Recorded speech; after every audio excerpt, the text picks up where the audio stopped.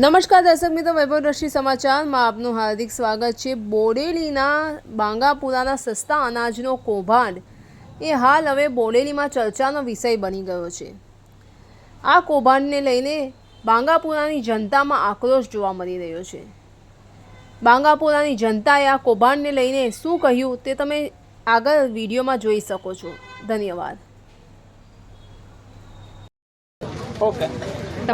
ગામના સરપંચ સાહેબ હસમુખભાઈ છોટાભાઈ એમને સંચાલક કરે છે, પણ અમારા છોકરા અહીંયા આવ્યા હતા જોવા, એ કે બધા એમના બધા હપીને આવ્યા હતા, એટલે એમને અમને 2-3 જણાને એવા માર્યા અને એમને પછી ગોઠા નહીં, પછી બીજા અમારા લોકો બધા આવ્યા પણ એમને આવતા પહેલાં એવા મારી લીધું અને અમારા ગામ લોકોને કોઈને સારો માલ આપતા નથી ને થોડું થોડું આપે અને બીજું રાત્રે વેચી ખા જાય છે અને રાત્રે ટ્રેક્ટર ભરીને લઈ જાય છે।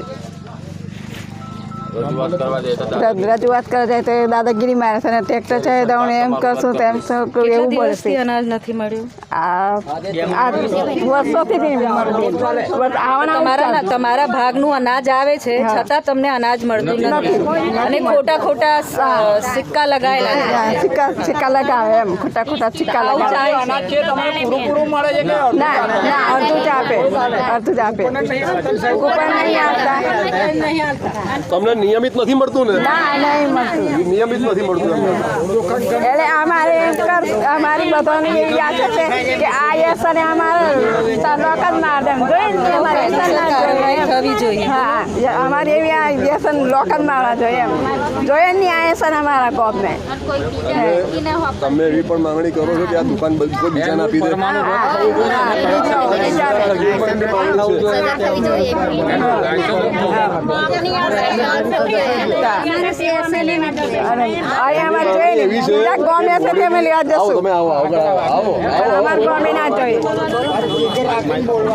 हमारा हसमुखभाई से इसी वसत से चंपाबेन एमने घरवाळा माने एमना छोकरा मार्यो लेवा आवे तो दादागीरी फूल करे અને તમારા અંગોઠા બંધ થઈ જીનશે, તમારે કેવાસી કરાવવું પડશે અને 2-3 કિલો આલ દે 2 જણનું, પછી બીજો માલ નહીં હાલતા ને રાત્રે લીન નાહી જાય, પછી કહેવા જાય તો બીજો છોકરાને મારે, એવું થોડું ચાલે। અને આ તો બધા લેવા આવે તો અડધી રાતે મારે, એટલે આ જોઈએ નહીં અમારે વ્યસન બંધ જ થઈ જવા જોઈએ એમ અમારે જોઈએ નહીં, રદ કરાવવા જોઈએ ને ગમે તે બોડેલી હશે મોકની હશે ગમે ત્યાંથી અમે લઈ આવશું પણ અહીં જોઈએ નહીં, વ્યસન બંધ જ કરાવવાની અમારે નહીં જોઈએ। દર ઘડીએ તમને અંગૂઠા મારે? દર ઘડીએ અંગૂઠા મરાવે ને પેલો એક લખવા વાળો છે ને તે પૂરું લખી દે છે અને ઓછું આલે છે 2-3 કિલો આલે છે તારે મોરેસ નહીં હાલતો અને ચોખા ને ઘઉં એટલું ચાલે છે, બસ બીજું કંઈક નહીં હાલતો, ચણાની મોરેસની દાળની કંઈક નહીં હાલતો તારે સરકારનું છે ના નિયમિત નહીં હાલતું, ખોંડ બી નહીં હાલતા તારે અને દાદાગીરી ફૂલ કરે તારે અને છોકરા કમ જાય ને તો ગાડી ઉપર નાખે, એવા ચોર છે 1 નંબરના ચોરા મારવા આવે માર્યો ને અમારા છોકરાને 2-3 જણને માર્યા, આ જીવનભાઈને માર્યો, એમના છોકરાને માર્યો, અમારા અમિતને માર્યો, વહુને મારી, વહુને હોય સેવા એવી હસમુખ મારી લાત મારી, એવું થોડું ચાલે તારે। સરપંચ ને તમે જાણ કરી કે આવું થયું તો સરપંચ ને ખબર છે કે ગામમાં આવું થાય છે? સરપંચ જાતે એવું કર્યું, સરપંચ લાત મારી, એ જિલ્લા સેવા સદન એક મારી લાત સુરત કહેવાય તારે સરપંચ આવું કરે છે, સરપંચ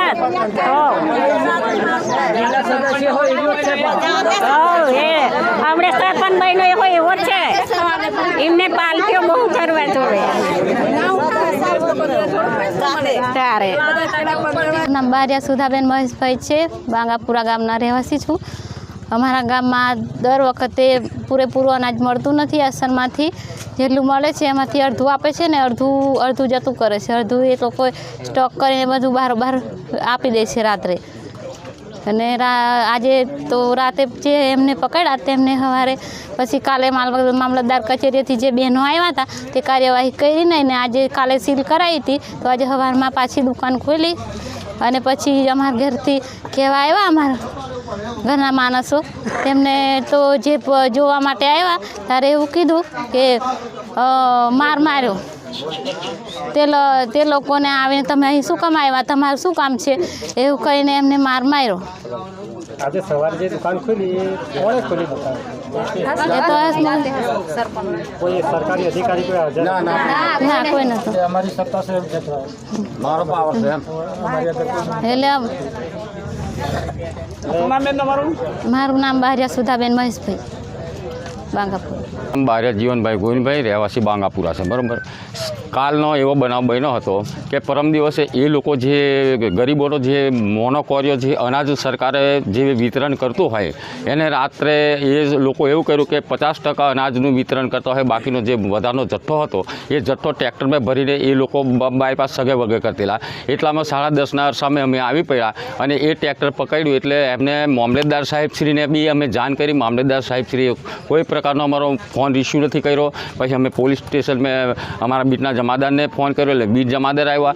બીજ જમાદાર પછી નીચલા જે પુરવઠા વિભાગના અધિકારીઓ હતો એ આવ્યા. તે દિવસે અધિકારીઓ આવ્યા એટલે જે આ અનાજની દુકાનના જે લાયસન્સવાળા હસમુખભાઈ સોટાભાઈ દેવરાજભાઈ પોતે તે માલ સરપંચ અત્યારે એ પોતે આ માલ હેરાફેરી કરતેલો અને જે દિવસે અધિકારી આવ્યા એટલામાં એ આ લોકો સ્થળ છોડીને ગાડીઓ બધું મૂકીને ભાગી ગયા. પછી જમાદાર સાહેબે એમને શોધવા ગયા પણ ફોન સ્વિચ ઓફ કરીને આવ્યા. કઈ જતા રહ્યા અમને ખબર નથી. અત્યારે એવી ઘટના આજે બની કે સવારમાં હું દૂધ ભરવા માટે હલાદપુરા કાયમ માટે જતો હોય, હલાદપુરાથી નીકળ્યો એટલે કાલે મામલતદાર સાહેબે એવું કીધું કે જે આ માલ વિતરણ કરવાનો છે તે અમારા પુરવઠા શાખાનો અધિકારી આવશે પછી માલ વિતરણ થશે. એને મેં અમને પંચકાસની અંદર 2 જણ એક અજીતભાઈને મારી સહી લીધેલી એટલે અમે શું છે કે જે આપેલું છે જે એમના લગતા વરગતા એમના ફરિયાના માણસોને એ બધાને ટોરે વાળીને કેવું કે એન્ટ્રી પડેલી હોવા છતાં એવા પાસે એમના ફરિયાને માલ આપવા લીધે એવા બોલાવેલા. બરાબર. એટલે અમે અહીં તપાસ કરવા આવ્યા. મેં કીધું કોઈ અધિકારી આવ્યો છે તો કોઈ અધિકારી આવ્યો નહોતો. એટલે અમે કે તમારું કંઈ લાગતું વર્ક અહીંથી નીકળો તમે, અહીં મારો પાવર છે એમ કરી પહેલો મને હસમુખ 2 ધોલ માર્યો અને દેવરાજ છે પેલા આપણે અમિતભાઈને પહેલો ચોટી પડ્યો એક ઘનશ્યામ કરીને ઘેર જ ચલવે એ 2 જણાથી એક કનુભાઈ એટલે અમને મારપીટ કરવા બરાબર વળેગા એટલે અમિતભાઈને ઘસીડીને માર્યો છે અને મને બી માર્યો છે. પછી એટલા મેં મારો છોકરો આવ્યો એટલે મારા છોકરાને બી માર્યો છે. ખરેખર આ ભાજપની ભૂંડી મેલી નીતિ ભ્રષ્ટાચારી ઠેઠ તાલુકાથી મોડીને ઠેઠ સંસદ સભ્ય સુધી આજે તમે વિચાર કેલો ભ્રષ્ટાચાર કેટલો છે લોકોને દેખાય છે કે આજે એક બોર્ડે આપણે સંખેડા તાલુકાનો ચૂંટેલો પ્રતિનિધિ આટલું બધું થતું હોય તો જનતાએ એને ખોબલે મત આપેલો છે તો એને જોવું પડે કે આ તો એમના આદિવાસીઓ લૂંટાય છે. આજે આદિવાસીના 3 ગામ આવે છે આ એસોસિએશનની અંદર, કેટલો માલ મળે એને ખબર છે. આ તો ખાલી એક વોટનો લોભ ને એક ખુરચીની લાલચ છે. મેં ખરેખર એવા અધિકારીને અને એવા ધારાસભ્યને હુકમ આ બધા જે સસ્તા અનાજની દુકાનમાં જે ચાલે છે ને એ એમનો બી ભ્રષ્ટાચારમાં ભાગ હશે તો જ ચાલે ને. ખરેખર કાયદેસર એવી કડક નીતિ અપનાવી હોય, એસઆઈટીની રચના કરી હોય, એની તપાસ થવા જોઈએ, તાત્કાલિક એનું લાયસન્સ રદ થવું જોઈએ. બરાબર. આજે તમે વિચાર કરો આજે કોઈ ભાજપનો જ નેતા આવ્યો હોય તને ધારાસભ્યને કહેવું જોઈએ કે આ શું છે.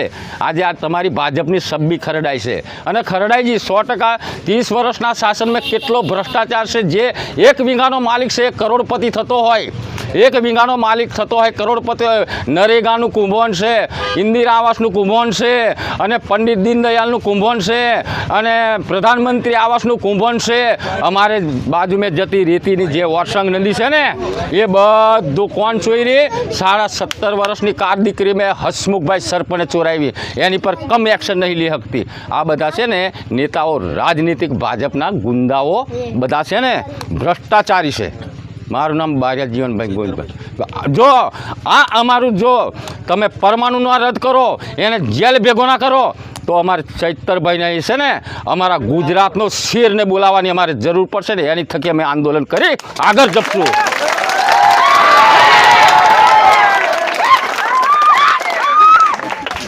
તમને જે સવારે જે મારવામાં આવ્યા હતા હા એમાં એ લોકોને કેટલા માણસ હશે? એ લોકોના 60 થી 50 માણસ હતા. અમે તો ખાલી 2 જ વ્યક્તિ હતા અને 2 વ્યક્તિ મેંથી અમને મારતા મારતા પેલી આંબલી હોદી લઈ ગયા. એટલા મેં મારો છોકરો આવી પડ્યો એટલે મારા છોકરાને જાતે આજનો ચૂંટાયેલો સરપંચ હજુ એને તો ખાલી છે ને એને ચડી બેઠો હતો બરાબર. હજુ એને વહીવટ બી નથી હોય તો અત્યારે વહીવટ નહીં હોય તો આજે એટલો પાવર છે તો 5 વર્ષ મેં કયો પાવર બતાવશે એ મારે કહેવું છે. એટલે એમનો પાવર ઉતારવા માટે આપણે કોણ કરવું પડશે? નો ઘેર બેસાડીએ ને તો આ જનતા નહીં, જનતાના હાથમાં, જનતા જનાર્દન ને